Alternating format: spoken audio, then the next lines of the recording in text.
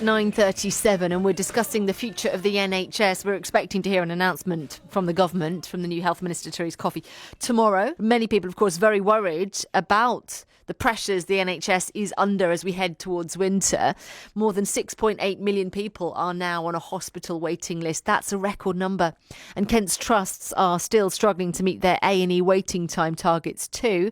Meanwhile, the NHS Confederation claims there are over 105,000 vacancies in the NHS.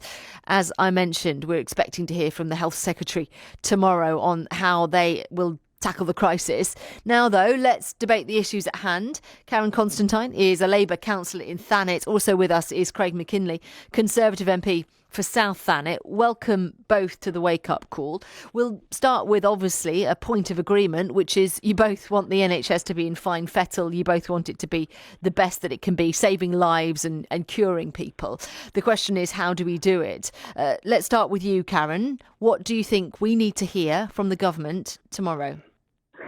Well, I think we need some candid thinking about the staff shortages that currently exist in both the NHS, which is about 140,000 staff that we're short across all sorts of roles. And then in social care, we've heard today how discharging people from the NHS, people that are healthy enough to be discharged, are blocked because we have a shortage of care workers. And actually the figure set is around 160,000. So we need some clarity now about how we're going to address those workforce issues. They are absolutely critical. And you would think a government that's been in power for 12 years, where we've had 3 secretaries of state, might have actually started to tackle these issues. So I think deal with the workforce issue, look at workforce morale, put the right wage structure in place. We're looking at a minimum of £13 per hour for social care staff.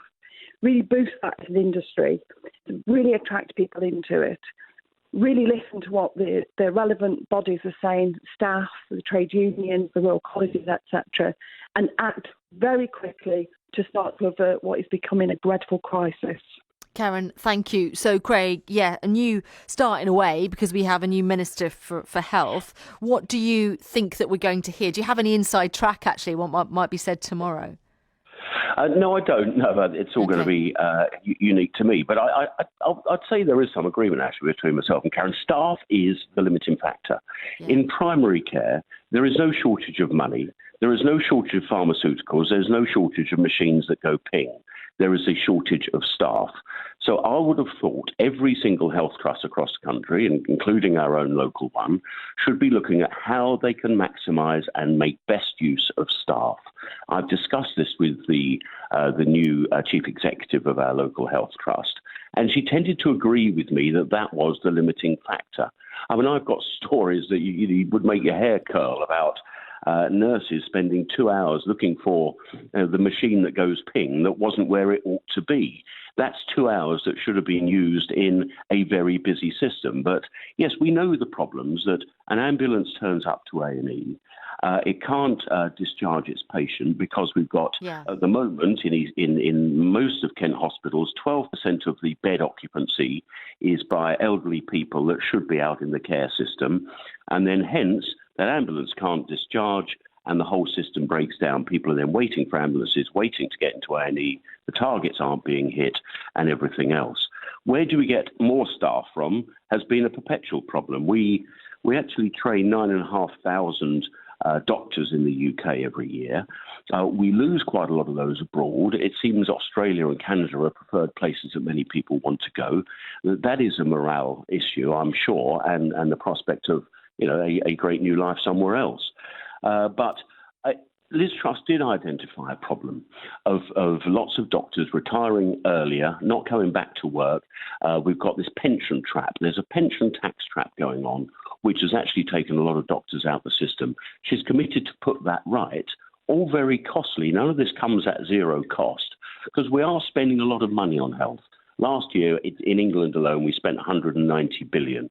We're actually spending more as a percentage of our GDP at 10.2%. That's more than Finland, which you'd always put down as one of those high social care type countries. So it's not through a lack of spending. Okay. I think it's the administration is at times letting us down. We've got to maximise the use of staff. That is absolutely. Thank you. Okay, let's turn back to Karen now. Let her have a word. So, Karen, you've heard from Craig there that it's not a shortage of money; it's a shortage of staff. Would you agree with that assessment? Well, a few things. First of all, the people that I've spoken to locally in Ramsgate that have been involved in care work have left care work because it's become a kind of very difficult job to do.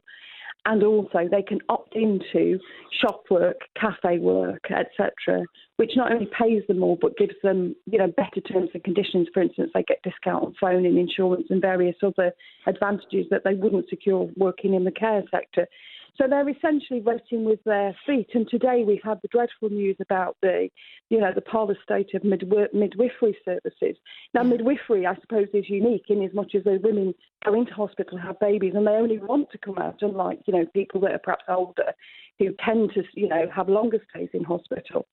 But let's look at why midwifery is in a crisis, with something like 47% of units not providing adequate care.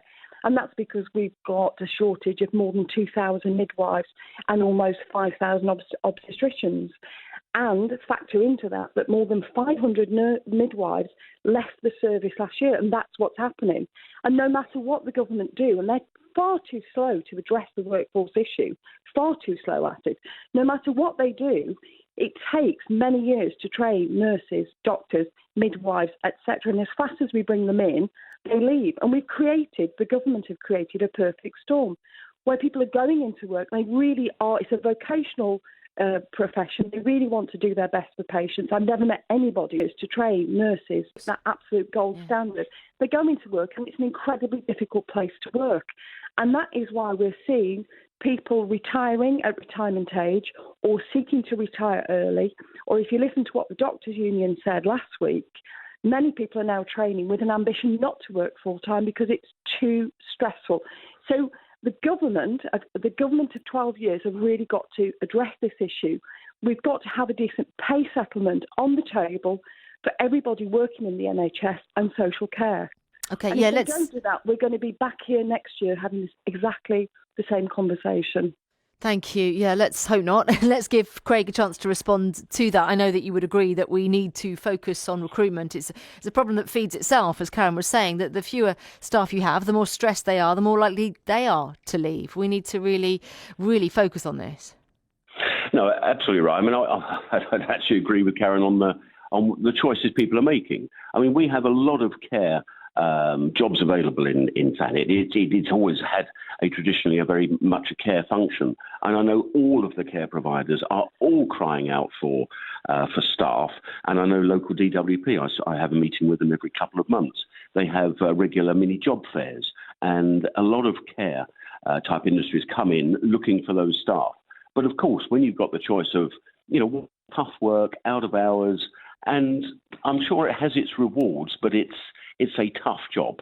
When you've got that in comparison with working at a supermarket, possibly hours that please a little bit better with the same, if not better pay, we do have a problem. Yes. But when you've got a lot of our care is paid for by KCC in terms of adult social care support, and that is already creaking at the seams, it is a worry as to where we're going to squeeze more money out, which then comes back to my original argument.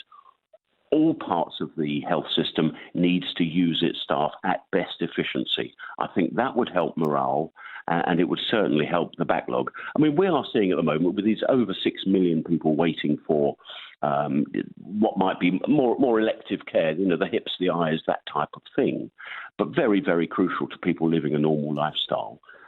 This has really been the backlash of COVID, where much of the NHS on those type of procedures just simply closed down for 18 months. That was obvious that was going to happen, and I think I was on the radio a lot of the time saying these are likely to be the corollary outcomes of it. That's right. We've got to solve it. It's not easy. It's never been easy. If it was easy, we'd have solved it. Okay. But we need to get more people into training, more people seeing health as a really gold standard profession that they want to be a part of. This isn't going to be solved overnight. It is going to be. Okay, we'll leave that there. I could just hear Karen wanting to get in there. Simpler. Yeah, Karen, what did you want to say? The staffing crisis was a crisis before COVID. COVID has certainly made matters much more, much worse. Yeah. It's really exacerbated. It's really shown the way in which the service is ripping apart at the seams. You can't have a gold standard service. I do 100% agree with Craig on this. We want to drive those people that want to work for other people taking care of them. We want them in the profession in droves. Yes. But, the one thing we need to do is to really look at what's going on with the labour market and actually pay them decent wage. For care workers, we need to be looking at paying them £13 an hour. For nurses and doctors and midwives, we need an immediate, above inflation pay settlement on the table now to avert a crisis. That's the single most important thing that can be done. And then I think we need to look at the bursaries.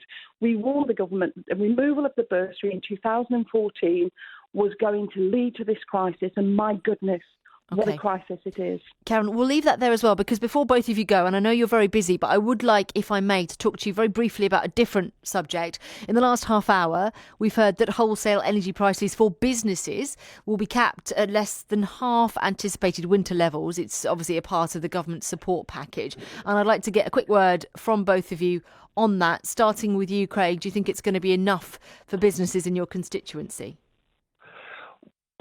There is a crisis going on across the high streets, across our pubs and hospitality. We've got a real situation where the increase in fuel bills, higher wages, higher food bills, and all of the rest of it, and the public perhaps feeling the squeeze as well and not spending on that discretionary spend, which is obviously hospitality is the key to that.